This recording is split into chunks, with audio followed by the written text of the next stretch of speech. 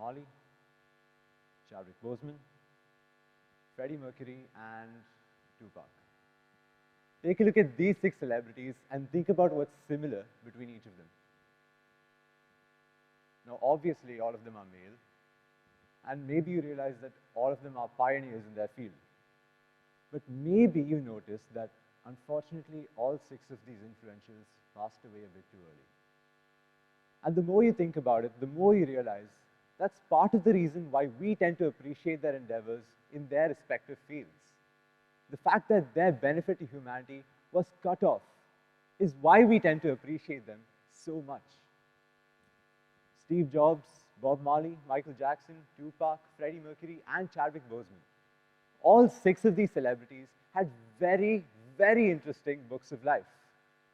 But when these books of life just all of a sudden came to an end, it left us hungry. Hungry for more of what these influentials would have had to offer. But something we can't change is that sometimes books miss their final chapters. But that's precisely what makes them cherishable, right? We cherish them so much, much more than all the other celebrities because they are no more.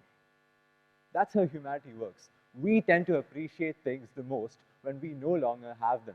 And this isn't just about celebrities that have passed away, this is about our daily lives. Your friend group might have gone on and hang out without you, and that's the only thing you can think about all weekend. Or maybe your loved ones have bought the latest piece of technology, or clothing, or fashion, or whatnot, and to combat all that fear of missing out, you go ahead and buy one too, right? I'm sure many of us have fallen victims to this fear of missing out.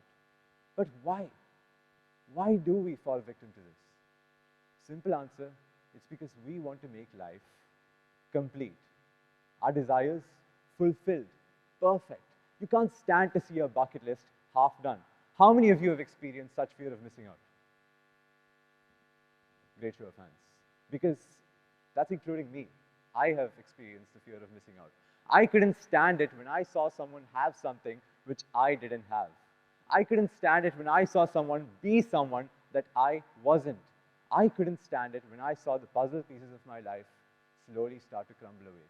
When that progress bar in my life slowly became more and more incomplete, I became more and more frustrated.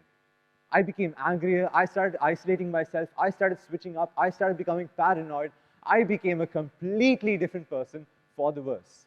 All because I cared too much about what I didn't have. And before I knew it, I hit an all-time low. Now, I don't know how many of you have gotten to this lowest point in your life, but one thing I can tell you is that once you get here, it isn't just a simple matter of going back up. It's a make or break moment, a do or die scenario. And for me, no joke, it was a game of survival. And I had to guess the solution to my fear of missing out, my biggest problem before it was too late, before I was stuck in this rabbit hole forever. So I thought to myself, how can I combat my fear of missing out? Anger management? That didn't work out because I realized that breathing in and breathing out didn't do a thing. So then I thought again, what else can I do? Surround myself with new friends, turn my entire friend circle on its head and start over. But that didn't work out either because I realized my friendships were forced and I didn't really see any changes in my mood. I was still that same angry, isolated, paranoid person I was after the fear of missing out. So then I kept trying different solutions that didn't work. I was running out of time, running out of options. And then I talked to this friend of mine. He was pretty peculiar because he too was experiencing my same problem, missing out. But he seemed happy, almost as if he was happy to miss out. And that's when I realized the answer to my game, ever so simple. What my friend had and what I didn't. JOMO, the joy of missing out. Live life incomplete. Cherish its incompleteness because it's beautiful. It's a gift that keeps on giving. You missed out on that hangout? Wrong. Your friends missed out on you. You missed out on that latest piece of fashion? Too bad. Not for you, for the piece of fashion.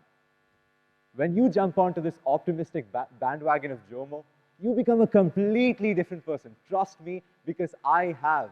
I returned to my normal, original, happy, natural, friendly self. All because I stopped caring about what I didn't have.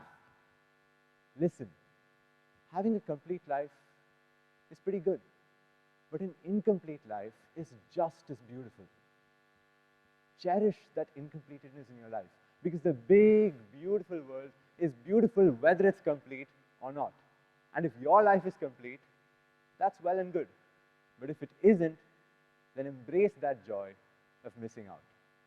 Live life incomplete. Thank you.